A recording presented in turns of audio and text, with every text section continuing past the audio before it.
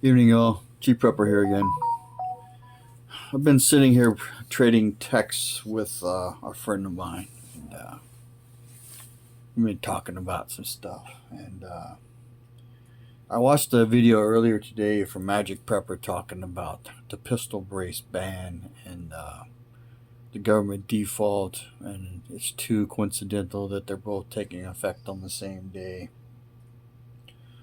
So our conversation started out a lot all over the place, but I said that the map that has been seen, at least by a few people, where America gets divided up, basically the Pacific Northwest and Alaska gets given to, I think, North Korea.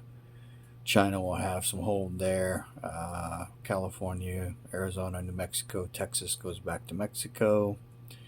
The East Coast goes to Iranians, and then the rest is divided up between Russia and China.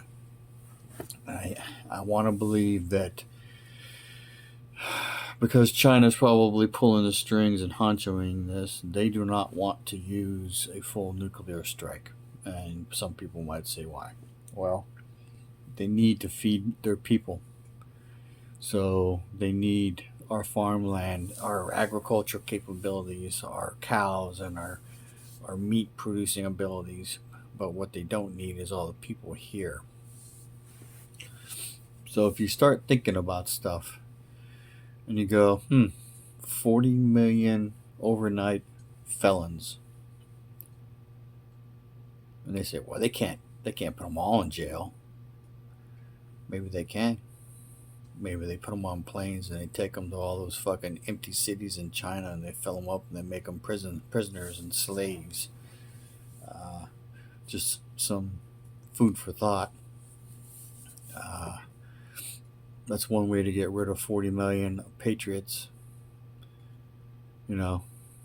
So if shit starts happening, then make sure you try and send the word out to somebody.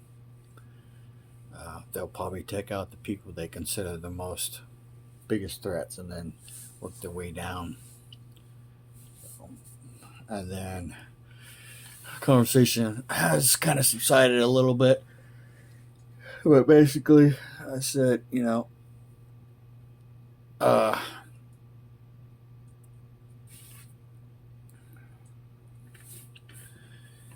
there's people in the prepping channels, trolls, Russian bots, or whatever, that try to advocate for Civil War 2.0.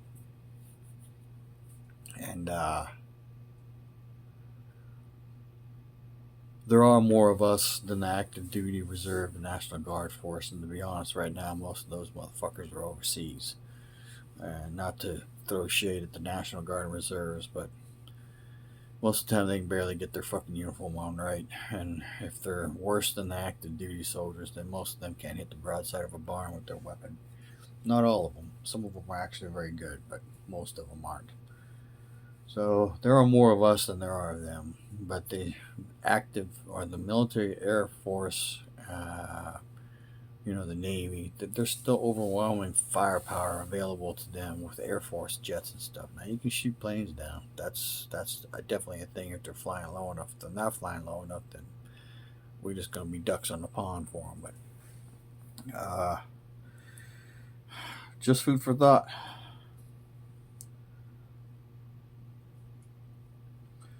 He just sent me a reply because we will kill or be killed. I believe that, and I'm replying back, yep. So he is the one that is my best friend that it's taken a while to get him on board with having a gun or guns in his house, and that's a thing. So just wanted to put that out there for y'all to think about. China still has vast buildings and cities sitting empty. Makes you have to wonder what the fuck they're gonna put in them. No, there's no video. Nobody knows what they look like.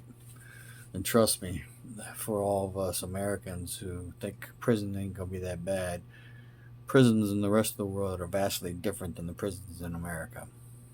Just keep that in mind. All right, so expect a no knock, possibly. That means they'll cut your locks, kick your door in, and take you out in the middle of the night. So hopefully you have stuff that will wake you up. Kill at least two of them.